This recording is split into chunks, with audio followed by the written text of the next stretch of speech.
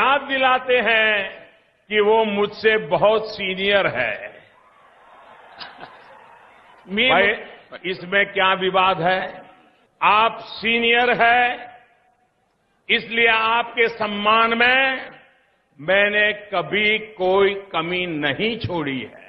आप सीनियर है दल बदलने में, आप सीनियर है नए नए दलों से गठबंधन करने में, आप सीनियर है अपने खुद के ससुर की पीठ में छुरा भोंकने में। अरे आप सीनियर है एक चुनाव के बाद दूसरे चुनाव में हारने में, एक चुनाव के बाद दूसरे चुनाव में हारने में, और मैं तो उसमें सीनियर हूं नहीं। आप एक बात स्पष्ट कर देता हूं, किसी के मन में ये संशय हो कि चुनाव के परिणामों के बाद नीतीश बाबू को फिर से भाजपा एनडीए में लेगी, तो मैं बिहार की जनता को स्पष्ट कह देना चाहता हूं और लल्लन बाबू को भी स्पष्ट कहना चाहता हूं, आप लोगों के लिए भाजपा के दरवाजे हमेशा के लिए बंद हो चुके हैं। दोस्तों नमस्कार। दोस्तों, ईद का दिन बहुत ही मुकद्दस दिन होता है। इस दिन लोग प्यार मोहब्बत से एक दूसरे को बधाइयाँ देते हैं, लेकिन हमारे देश की जो राजनीति है उसमें ईद के बाद एक बहुत बड़ा बदलाव आने के संकेत दिख रहे हैं। ऐसा लग रहा है कि सरकार के लिए बुरे दिन शुरू हो गए हैं। जिस तरीके से एनडीए के घटक दल अंदरूनी कलह की वजह से, सरकार के रवैये की वजह से अंदर ही अंदर काफ़ी विचलित हैं, बेचैन हैं। वो कुछ ना कुछ कर गुजरने की लिए मौका तलाश रहे हैं। जी हाँ, हम बात कर रहे हैं एनडीए सरकार की, जिसके मुखिया नरेंद्र मोदी जी हैं, जिन्होंने तीसरी बार देश की कमान संभाली है। लेकिन एक बात आजकल नज़र आ रही है कि प्रधानमंत्री मोदी और उनके सिपह सालार अमित शाह की रातों की नींद और दिन का सुकून गायब हो चुका है। वो इसलिए कहा जा सकता है कि वो पहली बार अल्पमत सरकार के मुखिया बने हैं। ये माना जा रहा है कि 10 साल तक उन्होंने जिस तरीके से देश को अपने मनमाने तरीके से हाँका या विपक्ष को कुचलने की साजिश की, उसमें वो सफल रहे। लेकिन वर्तमान में जो हालात हैं, उनको पूर्ण बहुमत यानी भाजपा को पूर्ण बहुमत नहीं मिला। यही वजह है कि पीएम प्रधानमंत्री नरेंद्र मोदी के हाथ बंध गए हैं।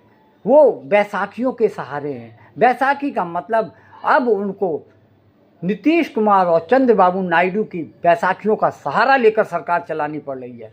और दूसरी तरफ जिस तरीके से सरकार हिचकोले लेकर चल रही है, हर किसी बात के लिए उसको जद्दोजहद करनी पड़ रही है। आपको एक दिलचस्प बात बता देना चाहता हूँ कि जिस तरीके से 7 महीने की सरकार ने कोई भी बिल लाने की कोशिश की, उसको मुंह की खानी पड़ी। यहाँ तक कि कोई भी बिल जब वो लोकसभा में पास करा लेते हैं तो उनको राज्यसभा में मुंह की खानी पड़ती है, क्योंकि राज्यसभा में भी अब हालात पहले जैसे नहीं रहे। यानी लोकसभा में तो थे ही, लोकसभा में तो उनको वर्चस्व प्राप्त था। पिछले 10 साल तक उन्होंने जिस तरीके से मनमाने बिल तैयार करके उनको पास करा लिया, लेकिन पिछले 6 महीने के अंदर जो भी बिल सामने आया है उसको मुंह की खानी पड़ी है। यानी कि उसको सरकार को बैक फुट पे लाना पड़ा है। लेकिन वर्तमान स्थिति ये है कि अब एनडीए के अंदर ही कुछ खटपट है। ये माना जा रहा है कि अंदर ही अंदर बेचैनी है। घटक दल भी अब ये सोचने लगे हैं कि एनडीए के साथ कितने दिनों तक रहना है। उसका कारण ये है कि कुछ ऐसे बिल जो कि सरकार यानी एनडीए सरकार यानी नरेंद्र मोदी की सरकार जिन बिलों को पास कराने की कोशिश में है, उसको लेकर क्षेत्रीय दलों में जो बेचैनी है, उसको लेकर वो ये तय नहीं कर पा रहे हैं कि इस गठबंधन सरकार के साथ रहा जाए अथवा न रहा जाए।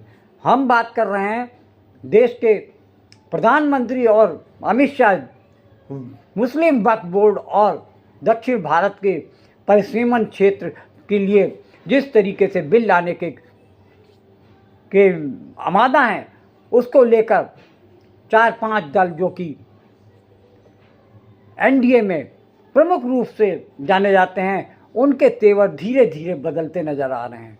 ऐसा लग रहा है कि ईद के बाद कुछ ऐसा बड़ा होने जा रहा है जो कि अमित शाह और नरेंद्र मोदी के लिए हो सकता है, उनकी सरकार के लिए आशंका पैदा कर सकते हैं। ये तय होने वाला है कि अब एनडीए सरकार कितने दिन की मेहमान है। इसका खुलासा तो ईद के बाद जब सरकार संसद में या एनडीए के गठबंधन बैठेंगे साथ में, तब ये खुलासा हो जाएगा कि प्रधानमंत्री मोदी की सल्तनत अब कितने दिन तक देश में रहने वाली है। मगर बड़े अफसोस की बात है कि जो अभी वक्त बिल आया पटल के ऊपर और फिर जेपीसी ज्वाइंट पार्लियामेंट्री कमेटी ने पूरी तरीके से पूरे मुल्क में घूम घूम के उसके लिए एक हवा बनाने की कोशिश की, मगर वो हवा बन नहीं पाई पूरी तरीके से। और अगर से ये पटल पे आता है और पास होता है और हमारे हित में नहीं होता है तो सुप्रीम कोर्ट का दरवाजा बचा है, सुप्रीम कोर्ट में जाके बाकायदा हम दरवाजे को खटखटाएंगे। एनडीए में जो प्रमुख दल बेचैन है, उनमें जेडीयू यानी नीतीश कुमार की पार्टी और तेलुगु देशम पार्टी के अध्यक्ष और आंध्र प्रदेश के मुख्यमंत्री एन चंद्रबाबू नायडू, ये दोनों ही एनडीए सरकार से इस समय नाखुश नजर आ रहे हैं। उसका कारण भी है, नीतीश कुमार बिहार में लगभग 20 साल से सत्ता में हैं, कमान संभाले हुए हैं, वो मुख्यमंत्री हैं।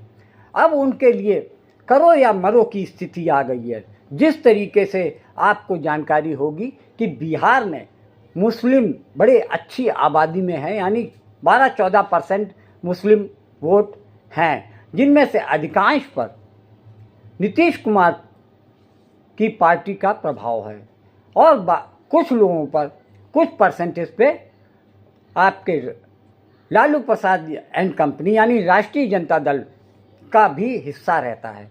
लेकिन ये माना जाता है कि नीतीश कुमार को मुस्लिम समुदाय में प्रतिष्ठित माना जाता है, उनको सपोर्ट मिलता है, समर्थन मिलता है। नीतीश कुमार को अब ये चिंता होने लगी है कि मुस्लिम वक्फ बोर्ड के समर्थन में अगर वो जाते हैं तो मुस्लिम समुदाय जो कि 14% है, उनसे बिल्कुल सीधा सीधा कट जाएगा और उनकी जो पॉपुलैरिटी है, उनकी जीत की जो उम्मीद होती है, उस पर भारी आघात हो सकता है।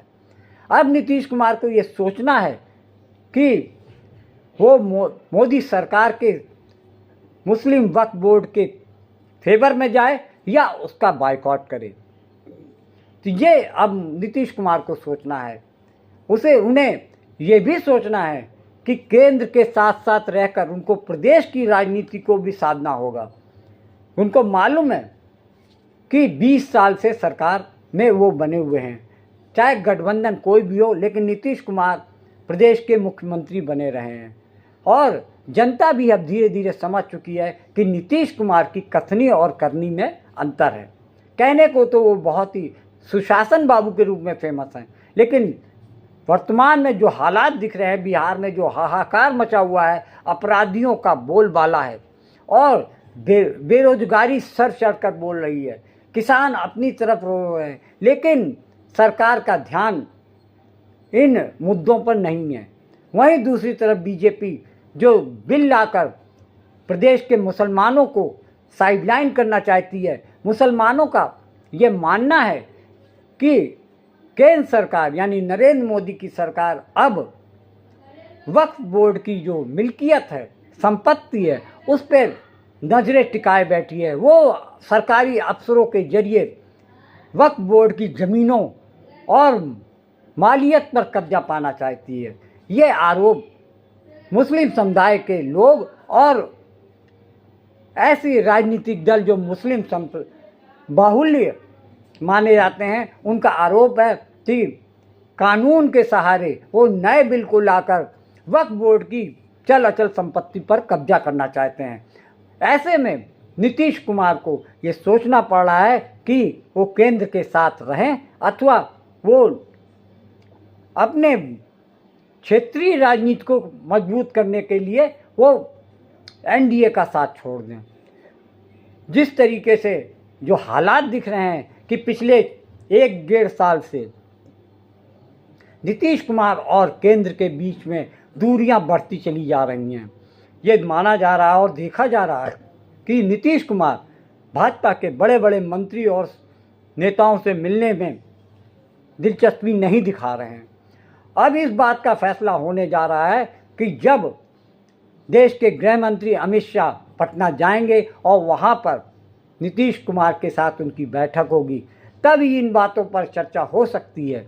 ये माना जा रहा है कि ये बैठक बहुत ही महत्वपूर्ण है कि वो बिहार के चुनाव से पहले एनडीए की सरकार से नीतीश कुमार अपना समर्थन वापस लेते हैं या वो मोदी सरकार के साथ में बने रहना चाहते हैं।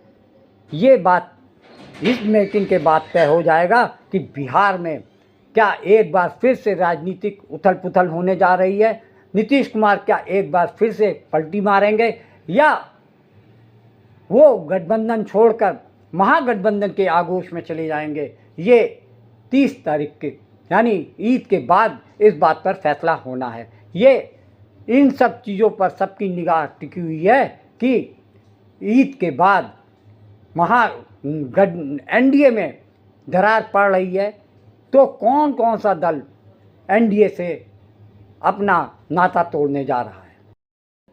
अब देश के जो राजनीतिक पंडित हैं इस विषय पर विचार कर रहे हैं कि अगर ये 4 दल मिलकर एनडीए से अपना समर्थन वापस लेते हैं, यानी कि 35 सीटों पर का जो एनडीए से हटना होगा, उसको लेकर सरकार एक कदम भी आगे नहीं चल सकती है। ये कहा जा सकता है कि 35 सांसद अगर सरकार से हटते हैं तो उसी दिन सरकार भरभरा के गिर जाएगी और देश के जो वर्तमान प्रधानमंत्री मोदी हैं वो एकदम से ज़मीन पे आ जाएंगे। वैसे तो पिछले 10 साल से वो अर्श पे थे, लेकिन वर्तमान हालात में अगर ऐसा होता है तो प्रधानमंत्री मोदी के लिए बहुत ही बुरा होने जा रहा है।